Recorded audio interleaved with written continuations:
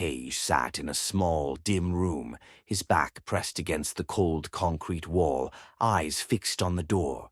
His tiny hands clutched a worn, stuffed bear, the last shred of comfort in a world that seemed to hate him.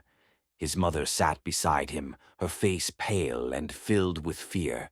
Her trembling hand cupped his cheek, forcing him to look at her. "Stay quiet, Kage," she whispered urgently. "Don't make a sound. No matter what happens, don't let them find us." A loud crash echoed from the hallway. The door was ripped open, men in dark suits pouring in like predators on the hunt. The leader, a tall man with cold eyes, locked on to Kage. "Subject 47 is still alive. How is that possible?" he muttered, his voice distant, clinical. Kage's mother sprang to her feet, her face twisted in desperation. She fought back, but they overpowered her effortlessly. One man grabbed her wrist, dragging her toward the door. She turned to Kage, her eyes wide with panic. "Run, Kage!" she screamed. "Run, and never stop running!" Kage froze, paralyzed. His mother's cries faded as she was dragged away, and something dark stirred within him, a surge of power, wild and uncontrollable.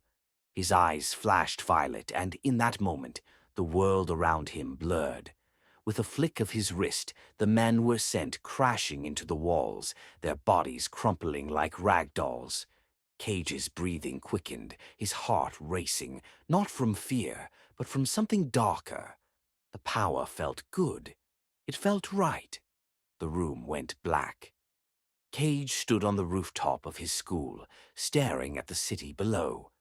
Tokyo's lights flickered in the distance, a reflection of his own heartbeat.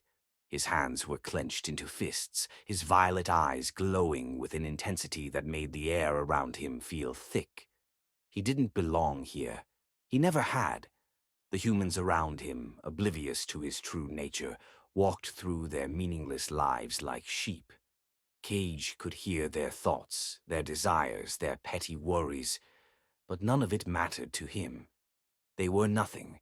His gaze shifted to Sora, a quiet girl from his class. She stood near the door, concern etched on her face. For a moment, something human stirred inside him. "Kage," she called, her voice hesitant. He turned to face her, his expression cold. "You've been different," she said softly. "Are you all right? You've been keeping to yourself." Kage didn't answer at first. Her concern gnawed at him, but he buried it beneath the alien hunger that clawed at his chest. "I'm fine," he muttered, his voice flat. "Don't worry about me." Sora didn't back down.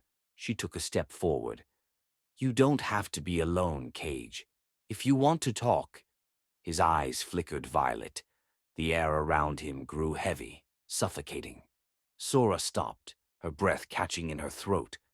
"I told you," Kage growled, his voice low, dangerous. "I don't need anyone."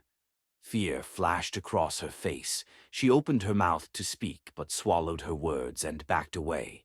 Kage turned and walked away, his footsteps echoing as he left her standing there. That night, Kage wandered the dark streets of Tokyo, the city's heartbeat pulsing in his ears. He passed through alleys, his mind a storm of thoughts. The power within him felt like it was waking, always just beneath the surface, urging him to embrace it fully. He came across a group of thugs in a narrow alley, taunting a homeless man, kicking him, spitting on him. Kage felt the familiar darkness rise within him. The anger, the malice in their actions pressed against his skin. His hands clenched into fists. One thug noticed him.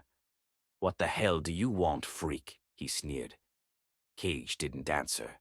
He didn't need to. His violet eyes flickered, and in that instant, time seemed to slow. Before the thugs could react, Kage was on them. One was thrown against the wall, his neck snapping with a sickening crack. The others scrambled, but Kage was too fast. He flicked his hand, and one thug flew through the air, crashing into a rusted gate. Another tried to run, but Kage blocked his path. "Please," the thug begged, trembling.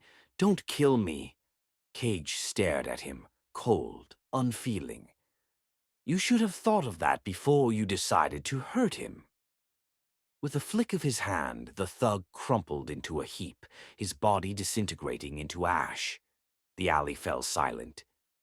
Kage glanced at the homeless man, now wide-eyed, trembling on the ground. Kage didn't care. His life meant nothing. He left the alley, the hunger inside him gnawing louder, urging him to hunt, to destroy.